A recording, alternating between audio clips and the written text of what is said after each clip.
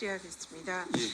우리 처장님이 판사로 재판 업무를 하고 계실 때에 만약에 그 재판 업무가 우리 재판관의 본인이나 아니면 가족 등과 관련돼 있는 형사 사건이나 미사 사건일 때는 어떻게 하십니까? 당연히 회피했을 것 같습니다. 우리 헌재 처장님께도 여쭙겠습니다. 헌재 재판할 때에 만약 그런 본인이나 가족과 관련된 사건이면 어떻게 해야 됩니까? 그 소송법 취지에 따라서 그 해당 사유에 해당을 하면은 위원님 말씀대로 사유가 됩니다. 재척이나 회피해야 되죠? 예, 예. 형사소송법 17조에 보면 법관이 피고인 피해자의 친족, 피고인 관계가 있을 때는 재척해야 된다. 미사소송법도 41조 재척해야 한다. 헌법재판소법도 마찬가지로 헌법재판에서 가족관계 혹은 당사자일 때는 재척해야 된다라고 법에 규정이 되어 있습니다. 제가 그럼 질문 드리겠습니다. 법원 처장님께 먼저 질문 드리겠습니다. 법관이 재판할 권한은 헌법상 권리입니까? 헌법에서 이제 법관의 신분을 규정을 했기 때문에 헌법에서 유래되는 거라고 생각합니다. 헌법상의 권리지요. 예. 법관은 헌법에 의해서 양심과 법률에 의해서 재판한다 되어 있고요. 헌법재판도 헌법상 권리죠. 헌법에 규정되어 있는 권리죠. 그럼 제가 두 분께 여쭙겠습니다. 대통령의 법률안 거부권이 헌법에 규정이 되어 있습니다. 그러면은 대통령의 법률안 거부권을 행사할 때 만약에 그 법률안이 대통령 본인이나 가족에 관한 사안이라면은 대통령 어떻게 해야 됩니까? 또 마찬가지로 재척이나 회피해야 되겠죠?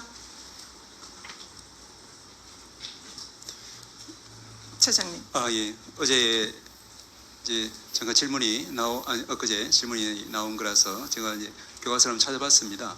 그래서 거부권 행사에 어떤 이제 요건이 필요한지 아닌지 헌법학계에서는 이제 그 필요하지 않다는 견해, 그 견해에서는 아마 이제 제가 지금 그냥 이 부분에 대해서 대통령의 법률안 거부권이 헌법상의 권리라는 거 우리가 다 알고 있습니다.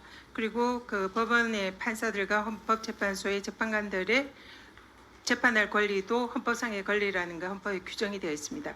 그렇지만 본인과 당사자의 경우에는 반드시 재척하고 회피하도록 법률에 규정이 되어 있습니다. 그렇다면 대통령의 법률안 거부권도 마찬가지로 헌법상의 권리이지만 이렇게 본인이나 가족에 관한 사안의 경우에는 재척이나 회피돼야 하지 않느냐 여쭙는 겁니다. 거기에 대해서만 답해 주십시오. 예, 그래서 이제 위원님 어떤 위원 주신 것처럼 그리고 전 의원님 이제 질의 주신 것처럼 이제 내재적 한계를 말씀하시는 것 같습니다. 그럴 필요성이 있는 거죠. 예, 저는 일반론적으로는 내재적 한계에 그런 부분이 있을 수 있다고 생각을 합니다. 다만 이제 지금 이제 구체적인 됐습니다. 그 정도까지 하시고요. 우리 현재는 어떻습니까?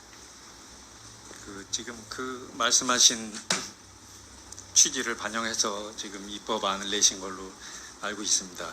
그래서 그러면은 지금 제가 다시 여쭙겠습니다. 민소법이랑 형소법을 제가 말씀을 드렸습니다. 법관의 그 가족의 경우에 재척, 회피 사유를 규정한. 그러면 이 법은 위헌입니까? 위원이 아니라고 생각합니다. 위헌이 아니죠. 예. 그러면 마찬가지로 대통령의 같은 사유에 대해서 재척이나 회피를 규정하는 게 위헌입니까? 제가 잘 못 들었습니다. 대통령의 경우에도 예. 위헌이 있냐고요? 법으로 규정하는 거. 그럴 경우에는 이제 거부권이 결국에는 이제 헌법에 왜 정해진 그 권리. 거기에 대해서 똑같이 질문하는데 이건 답이 길어집니까? 어떻게 생각하십니까? 그만 여쭙겠습니다. 말씀드린 것처럼 이제 제가 헌법은 헌법학계 내재적 한계에 포함된다고 볼 수 있죠. 거부권 행사에. 이 내재적 한계에 이제 아까 말씀드린 것처럼 구체적인 케이스 사안에 있어가지고 포섭 문제라고 볼 수 있어가지고 네. 그 포섭을 어디로 재판소장 처장님 말씀해 주십시오. 그 의원님의 지금 그 의견대로 모든 권한에는 내재적 한계가 있다고 말씀드릴 수 있고요. 다만 이제 이 특정 법안이 일단 어저께 내재적 한계는 있다라고 지금 인정을 하신다는 거죠. 지금 헌법 교과서나 헌법 관련된 논문이라든지 그리고 각종 자료들에 의하면 더구나 국회 입법조사사무처의 보고서에도 의하면은 대통령의 거부권 행사는 내재적 한계를 가진다. 그중에서 가장 중요한 것이 이해충돌 방지 원칙이고 법원이나 헌재에 적용되는 것과 똑같이 본인이나 가족에 대한 사안의 경우에는 이해충돌로 재척이나 회피가 되어야 하고 그것을 하지 않을 때는 권한쟁의라든지 탄핵 사유가 될 수 있다. 이것이 대부분의 헌법학자들과 교과서에 있는 내용입니다. 그래서 지금 민사소송법이나 형사소송법이 재측과 회피를 규정해도 그것이 위헌이 아니라고 우리 처장님께서 단호히 말씀하셨지만 똑같은 사유로 대통령의 거부권을 제한하는 것도 마찬가지 사유로 위헌이 아니다라는 걸 간접적으로 확인할 수가 있고요. 또 그에 앞서서 현재 제가 발의한 법 외에 현재 공직자 이해충돌 방지법이라고 있는데 아신가요? 예, 권익위 내용까지는 구체적으로 잘 소관법입니다. 모르지만 제가 국민권익위원장 시절에 통과가 됐던 법입니다. 그 법에 의하면은 이해충돌방지법 3조에 의하면 대통령도 이해충돌방지법의 대상이 됩니다. 그리고 이 법에 의하면 대통령 배우자의 특검법에 관한 거부권 행사와 관련해서 수사와 재판 등에 관한 대통령의 업무에 관해서도 이해충돌로 회피 사유가 된다고 규정이 되어 있습니다.